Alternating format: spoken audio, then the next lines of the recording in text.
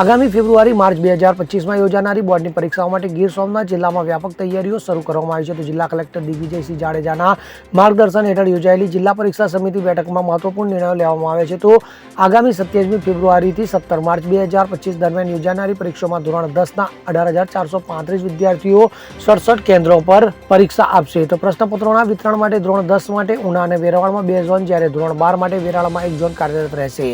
નિવાસી અધિક કલેક્ટર રાજેશ આલની ઉપસ્થિતિમાં યોજાયેલી બેઠકમાં દરેક પરીક્ષા કેન્દ્ર પર પોલીસ બંદોબસ્ત, વિદ્યાર્થીઓ માટે એસટી બસની સુવિધા અને અખંડ વીજ પુરવઠાની ખાતરી કરવામાં આવી છે. તો પરીક્ષા કેન્દ્રોની 100 મીટરની ત્રિજ્યામાં લાઉડસ્પીકર અને ઝેરોક્સ મશીનો પર પ્રતિબંધ મૂકવામાં આવ્યો છે. તેમજ મોબાઈલ અને ઇલેક્ટ્રોનિક ગેજેટ્સ પર પણ પ્રતિબંધ રહેશે. તો વિદ્યાર્થીઓની સુવિધા માટે દરેક કેન્દ્ર પર પીવાના પાણી અને છાંયડાની વ્યવસ્થા કરવામાં આવશે. તો કોઈ કટોકટીના સમયે તાત્કાલિક આરોગ્ય સેવાઓ ઉપલબ્ધ કરાવવા માટે જિલ્લા આરોગ્ય વિભાગને સૂચનાઓ પણ આપવામાં આવી છે. તો આ બેઠકમાં જિલ્લા શિક્ષણ અધિકારી MP બોરિયા, જિલ્લા પ્રાથમિક શિક્ષણ અધિકારી અશોકભાઈ પટેલ સહિત વિવિધ વિભાગોના અધિકારીઓ ઉપસ્થિત રહ્યા હતા.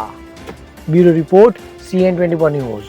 હવે જુઓ દેશ દુનિયાની તમામ ખબરો તમારી આંગળીના ટેરવે. ઉઠાવો મોબાઈલ અને Google Play Store પરથી ડાઉનલોડ કરો અમારી CN24 ન્યૂઝ મોબાઈલ એપ.